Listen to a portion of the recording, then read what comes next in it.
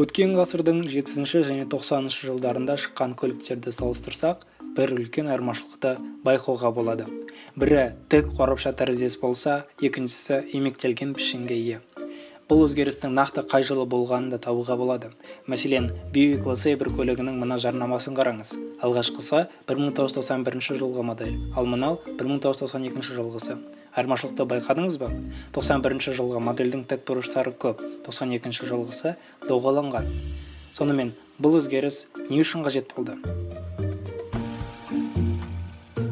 Бұндай дизайн 90 жылы ғана ойлап табылған жоқ, мұнда ескінің сарыны да бар. Мәселен, 1930 жылдары жасалған Chrysler автомобильдері қарсы соққан ауа ағымынан төтеп беру үшін доғалық дизайнды қолданған, бірақ 50-60 жылдарға қарай бұндай көліктерге деген сұраныс азайды. Себебі ол кездегі мұнай мен газдың бағасы арзан болатын. Сондықтан жанармайды эффективті қолдану деген ұғым басты назарға қойылмаған. Сөйтіп 70 жылдарға қарай Америкадағы кез келген көлік тік қырлы болып келді. Негізінен бұл дизайнды үлкен үш қорап тәрізді деп есептеуге болады. Капот, кабина және жүк салғыш бөліктері. Бұл дизайн әсіресе ақш-та танымал еді. Бірақ Европада мұнай әрдайым қымбатырақ болатын.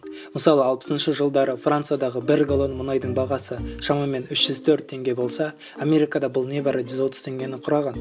Осы мұқтаждықтан европалық дизайнерлер аэродинамикалық шанақтардың сызбаларын жасады. Porsche, BMW, Audi, Mercedes сынды компаниялардың барлығы осы доғалы дизайнды жөн көрді.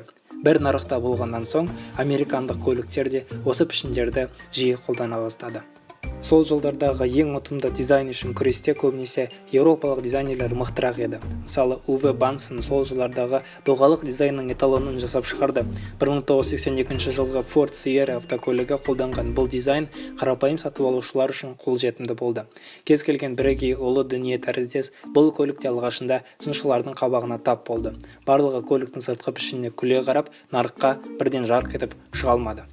Алайда Фордтың европалық өзге дизайнері Джек Делнаг оны қолдады. Бұл уақытта Америкадағы мұнайдың бағасы таяу шығыстағы конфликт әсерінен өсе бастаған. Сондықтан Джектің командасы әртүрлі инновацияларға бел буды. Сөйтіп, керемет өнер табыстары дайын болды. 1986 жылғы Ford Taurus бұрын соңды болмаған дизайнмен ерекшеленді. Әрине, қазір осындай дизайн ерекше болып көрінбеуі мүмкін, бірақ сол кездер үшін көліктің стилі революциялық деп танылды. Барша сатып алушыларға ұнайтын доға тәріздес көлік осы уақытта туылды.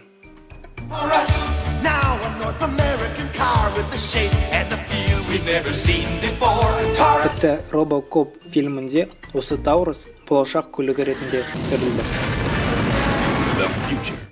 Дәл осы автомобиль Ford компаниясын сол кездегі тоқыраудан құтқарды. Сөйтіп осындай дизайн басқа барлық көліктерге де қолданыла бастады. Себебі сол кездерден бастап жасыл экономика қолға алынып, көліктердің мұнайды қолдануына шектеу қойылды. Fordтың дизайнерлеріне сүйенсек, шанақты, яғни кузовты доғаландыру мотордың пайдалы әрекет коэффициентін арттырудан гөрі оңайырақ. Сонымен қатар, 80 жылдардағы компьютерлер графикасының дамуымен қатар, көліктер пішінін имектеу оңайлана түсті.